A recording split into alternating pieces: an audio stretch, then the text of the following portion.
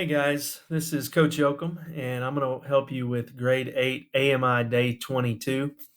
We have a lot of stuff going on in this prompt, and so I want to kind of walk you through this to make sure you understand what they're asking.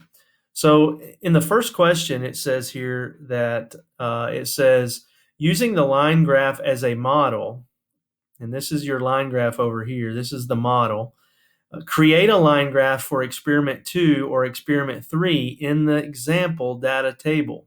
Be sure to include your scale and titles.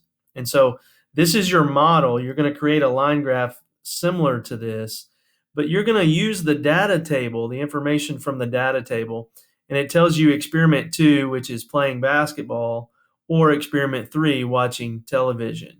And so it's your choice which experiment you use, either 2 or 3, but you have to create a line graph like this, okay?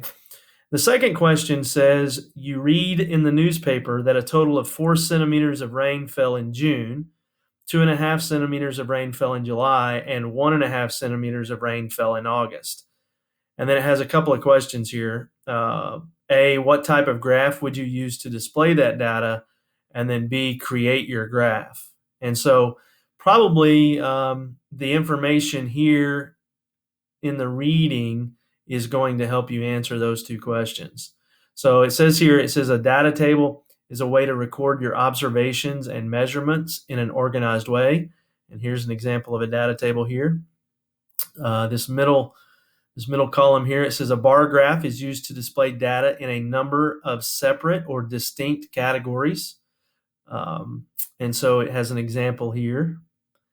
And then a line graph is used to display data that shows how one variable, the dependent variable, changes in response to another variable, the independent variable. The line is continuous and lets you estimate values for points you did not test. And so the line graph is really for continuous data, okay?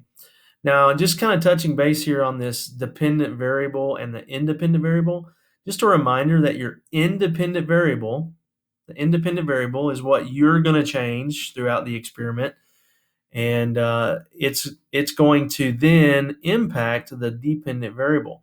So your independent goes on the x-axis, and your dependent goes on the y-axis. Okay, and I hope that helps you out here.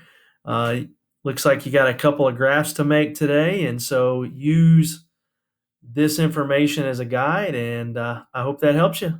Good luck.